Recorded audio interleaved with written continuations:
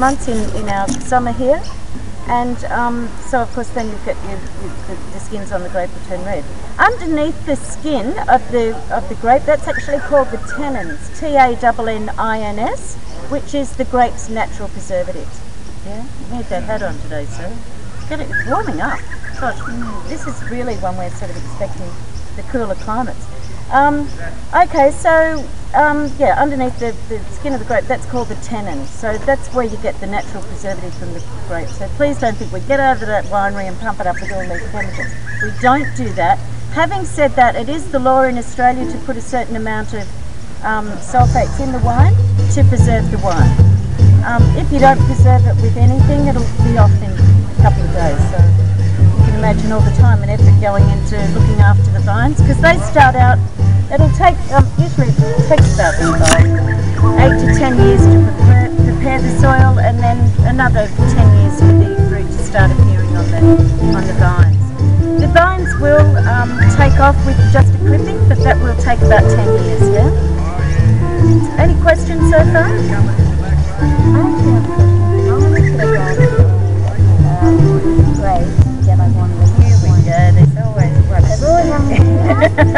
I've got no idea. Look, that depends on harvest time, okay?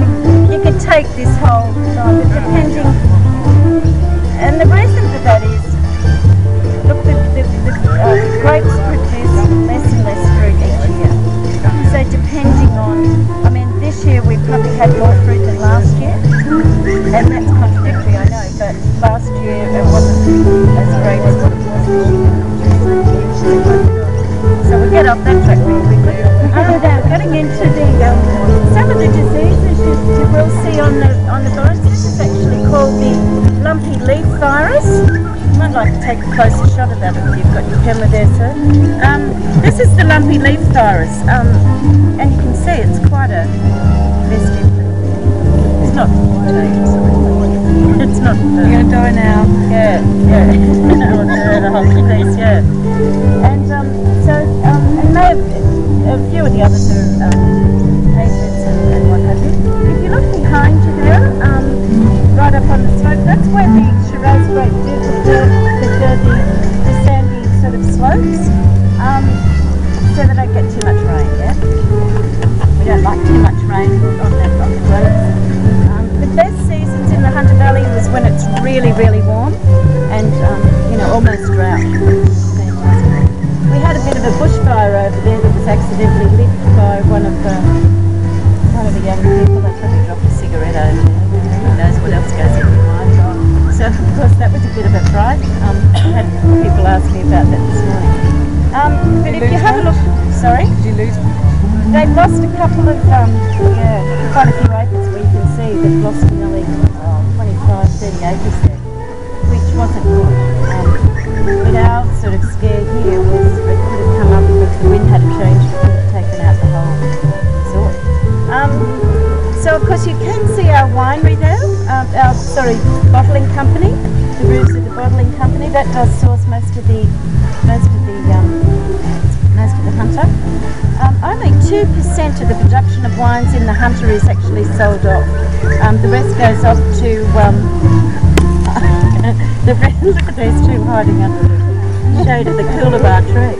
Only 2%. The rest will go sold off to the Barossa Valley, and so that's something like that one here. But having said that, back in 1788, the first Shiraz grape was brought out from South Africa, the first fleet, Governor Phillip, and the first planting was at Farm Cove in Sydney, which is now the Botanical Gardens. Has anyone been to the Botanical Gardens in Sydney? Well, that first fleet garden's still there, so they're tough little guys. Over 200 years they're still kicking on. They will bear fruit right up until 130 years old.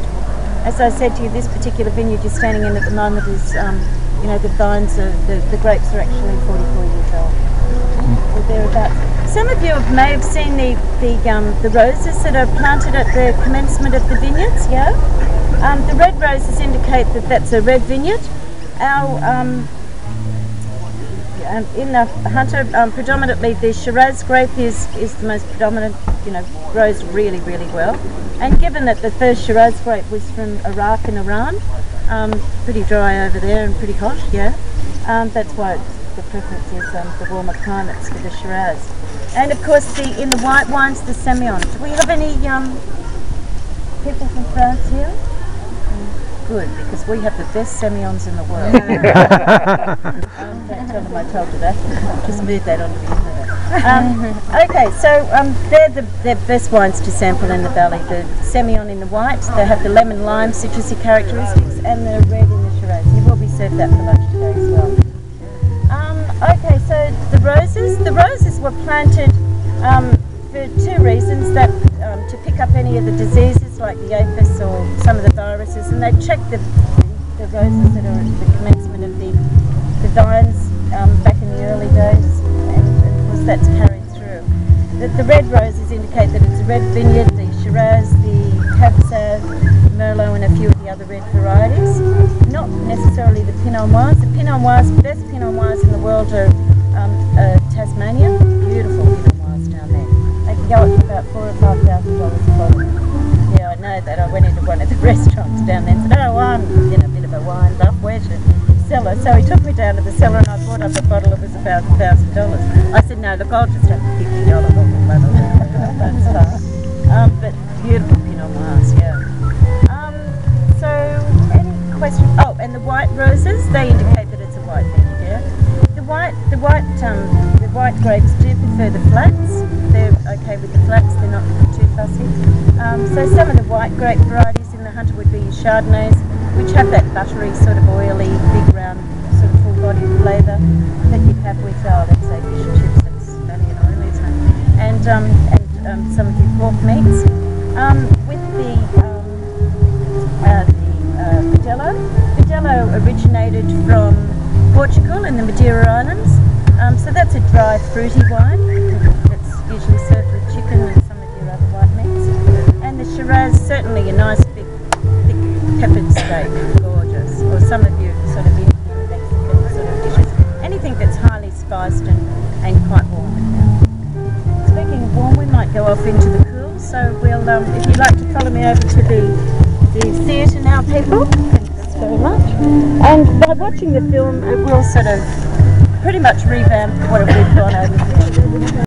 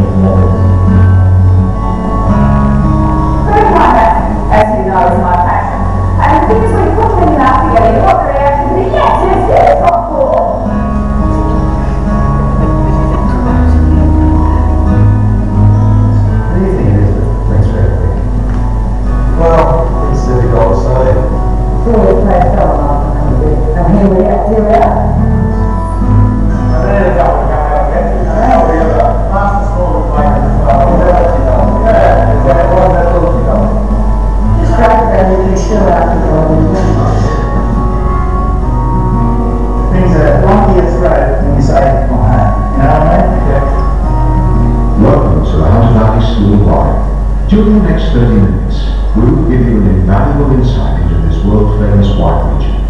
We will start with a little history of the Hunter wine country, then follow the grape growing year and the first buds to picking. We will then learn how these grapes are turned into wine.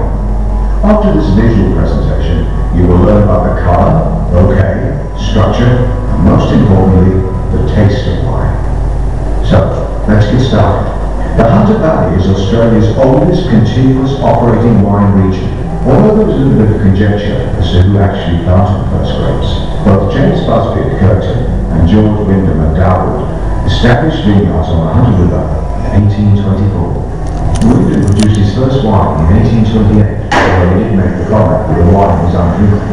But it wasn't long before Wyndham and Darwood wines became winning awards and accolades back in England. By 1880s, it had become an internationally renowned wine stream. In the meantime, beginning around the 1850s, many other pioneering grape-growing wine-making families were settling 10 kilometers to the south in the area that has become known as Bucolvin. It was these pioneering families who established the Hunter as the quality wine region it is today. So, 6 generations later, it is not surprising that many of the hunter wines we now drink bear their names. Whether it was good luck or good farming, these wine pioneers had stumbled across, in wine terms, was gold. It was the marginal red and black soils infused with limestone that are found in the picturesque undulating ridges and hills of the hunter wine country that are the key components in the production of quality wine, especially those wonderful, world-famous hunter Shirazes.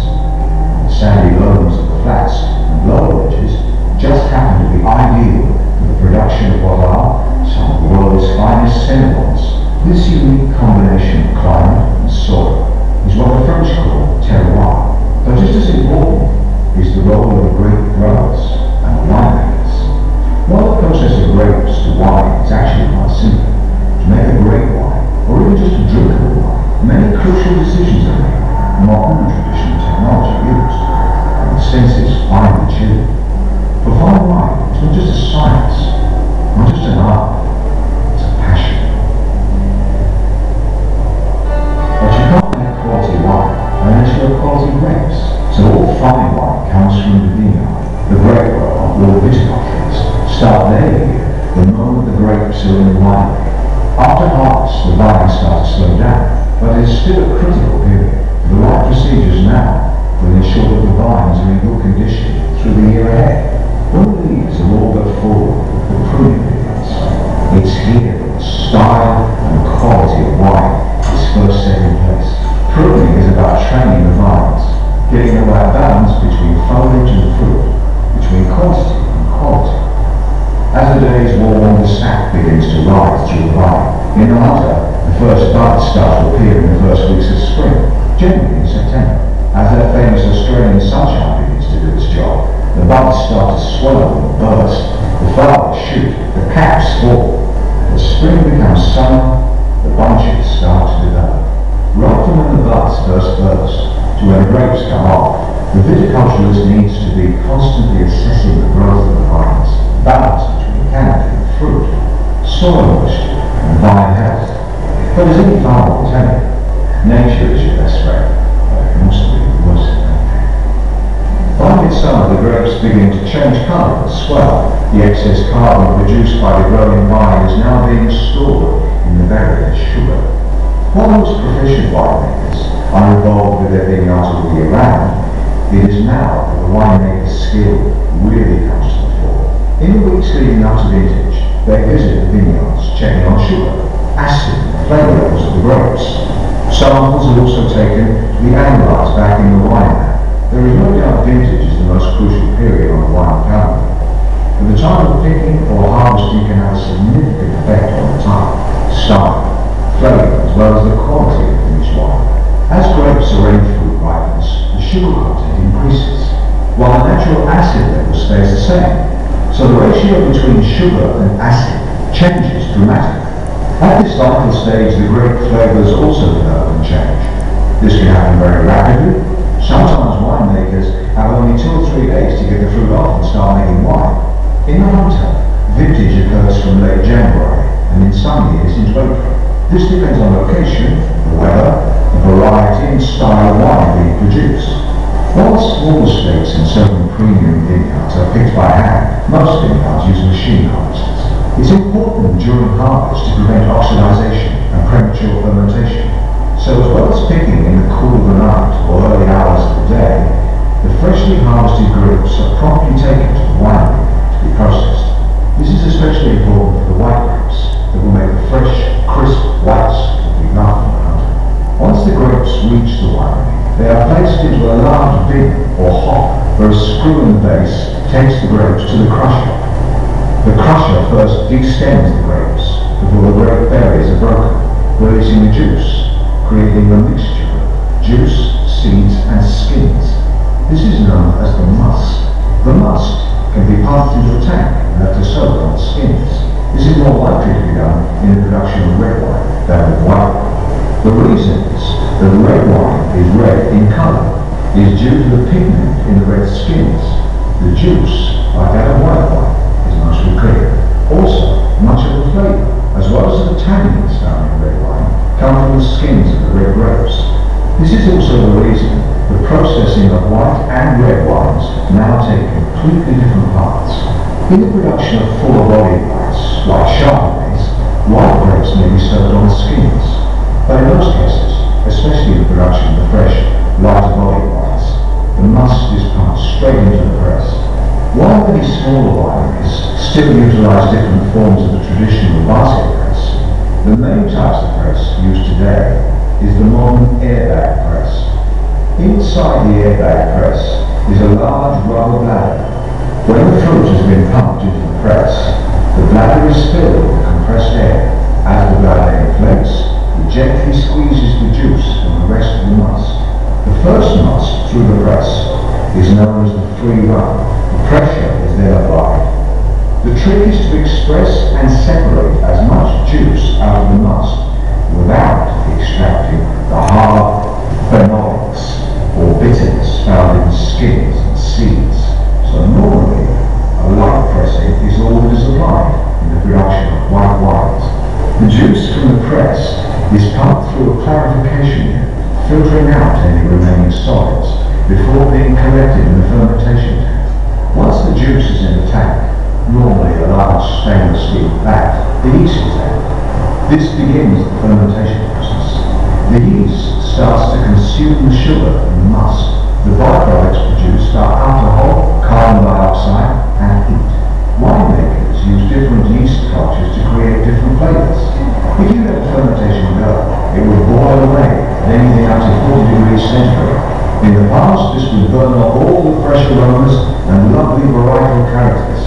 But if it is not hot enough, the fermentation will stop. So obviously, keeping the temperature controlled during fermentation is paramount. It also helps the yeast to eat all the sugar in the juice. This is what is known as a dry ferment. Almost all quality classic white wine styles are fermented dry. But winemakers can stop the fermentation by chilling or removing all the yeast from the now wine before it is finished converting all the sugar to alcohol. This leaving residual sugar, in turn making the final wine sweeter. Unlike white wines, which are pressed before fermentation, red grapes are not pressed until after the fermentation. So with production of red wine, the must from the crusher is usually pumped straight into the fermentation tank on that and let cold soak on its skins. When the winemaker feels that the process will not benefit from any more soaking, the yeast is added, and this begins the job of converting the sugar into alcohol with the byproducts of carbon dioxide and heat. In order to extract the colour, flavours and tannins from the skins, the fermentation process of red wines is normally more involved. If the wine is fermented in large fermentation tanks, like the white wine, the juice is regularly pumped from the bottom of the ferment over the top. If the wine is fermented in a traditional open vat, the cap which contains the skins and seeds rises to the top. This needs to be plunged back into the ferment 3 or 4 times a day. It's hard work. Another method is the rotary fermenter. It works like a cement mix, keeping the skins in contact with the juice. During the ferment, it is rotated for about 30 minutes, 3 or 4 times a day. While red wine is usually fermented hotter than wine, the temperature still needs to be controlled. It takes about a week, depending on the temperature, type of yeast used, and health of the ferment. When fermentation is complete, the now wine is pumped into the press. As with the white, the first batch through is the free wine. The residual wine is then pressed to separate the skins and seeds from the wine. The first press is usually added to the free wine. Again, the winemaker doesn't want to extract the hard phenolics or bitter characters found in the seeds. Sometimes an extra press is done and kept separate. This is called the pressings, which can be added to the wine later. From the press, the red wine is pumped into a second tank, where the dead yeast cells known as lees and other bits of sediment sink to the bottom of the tank. When the whites are finished, they are usually left to settle in the fermentation tank. Fining agents can be used to help the dead yeast coagulate and sink to the bottom. The wine is then racked off. That is, the cleaner wine is pumped off at the top, leaving the sediment at the bottom to be disposed of. While most lightly bodied white wines do not benefit from any aging, some medium to full-body white stars, and most reds do benefit from some aging in wood, stainless steel, or a combination of both. Almost all red wine will spend some time in contact with wood. When we talk about wood, we're talking about barrels made from oak. In the case of quality red wine, wood maturation is vital. Wine matured in oak barrels undergoes a very slow oxidization and evaporation process, which helps to soften the wine and adds another complexity to it by imparting the oak characters and flavors in the form of oak tannins. If a white wine does mature in wood, it will only be for a few months at most. Red wine, on the other hand, can spend anywhere from a few months to 2 years. While red wine is maturing away, the winemaker starts preparing their lighter body white stars for bottling. First, the wines may be blended. Wines are blended for many reasons, from creating a star that is similar every year to improving the structure, flavors, and complexity of the wine. Wines can be blends of grapes from different vineyards, varieties, regions, vintages, ferments, or matured under different conditions. At this stage, adjustments are normally made to the acidity and in some cases sweetness of the wines. The adding of natural wine acids can improve the structure, freshness and crispness of the wine. Once the winemakers are satisfied with the final blends and adjustments, the wine can go through a number of clarification procedures, which could include settling, fining and cold stabilization to prevent it from becoming cloudy or tartrate crystals forming. It is then sterilized and filtered before being bottled, labeled, packed and prepared for retail sale. During the next 6 to 24 months, the red wines will be wrapped between the oak barrels and the tanks to remove any remaining solids. They will also be monitored for condition and readiness for market. When the winemaker feels the wine is ready, the blending and adjustments are carried out. Like the whites, red wines are blended to make the wine more complete, improve the structure, and give the wine greater complexity.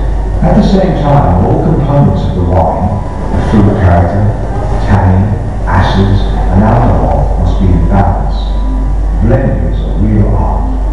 When the winemakers have completed the blends and adjustments, the wine can go through a number of clarification procedures, which could include settling, fining, and cold stabilization.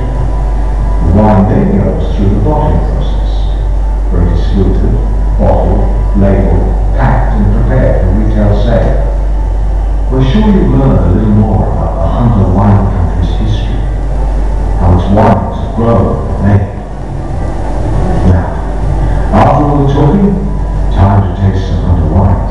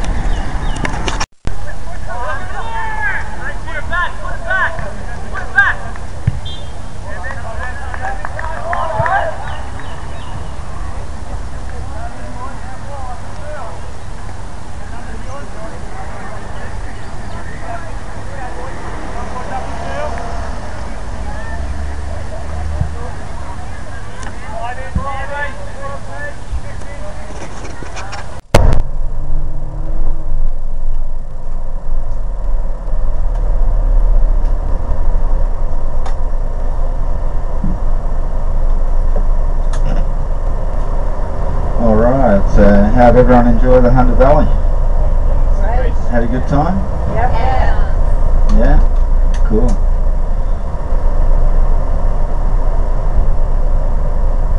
Alright, so it should take us about 2.5 hours. See how the traffic is when we get into Sydney. Around about 2.5 hours from here.